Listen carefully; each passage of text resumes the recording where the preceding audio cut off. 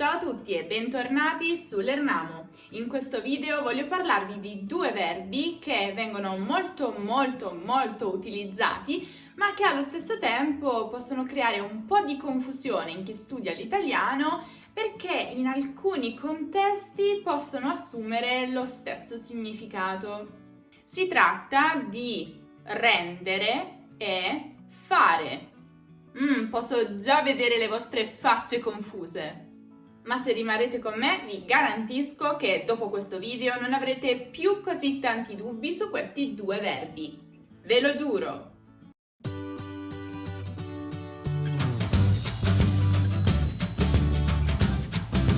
Iniziamo subito con il verbo fare, che è probabilmente uno dei verbi più utilizzati della lingua italiana.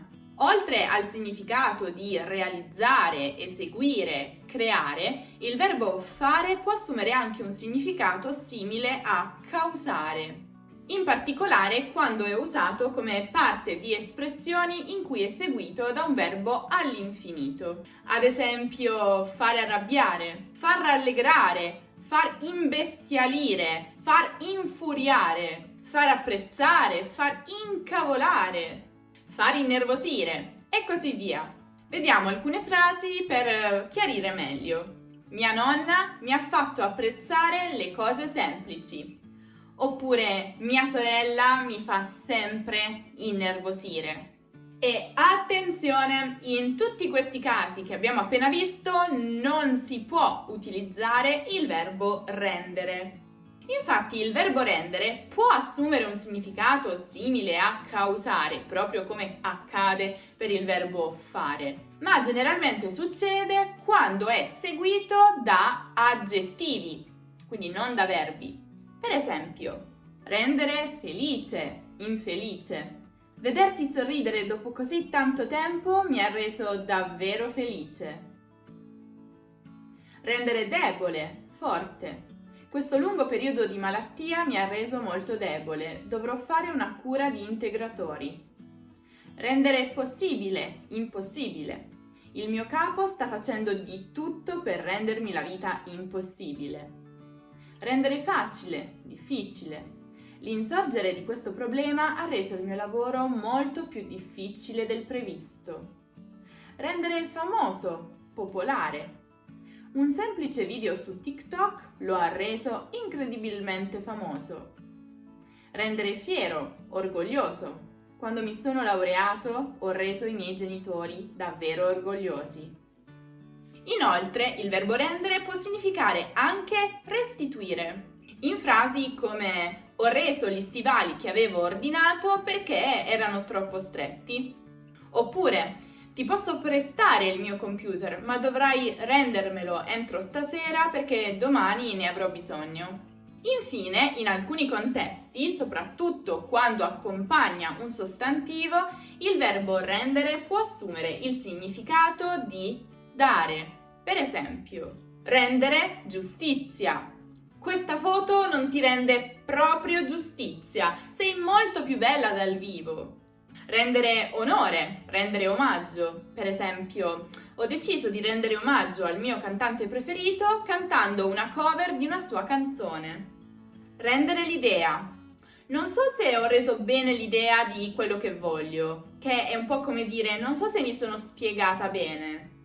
Ci sono poi alcune espressioni in cui i verbi rendere e fare appaiono nella loro forma riflessiva. Eccole qui. Rendersi utile, ovvero darsi da fare per aiutare qualcuno, o anche semplicemente fare qualcosa e non rimanere seduti senza fare nulla.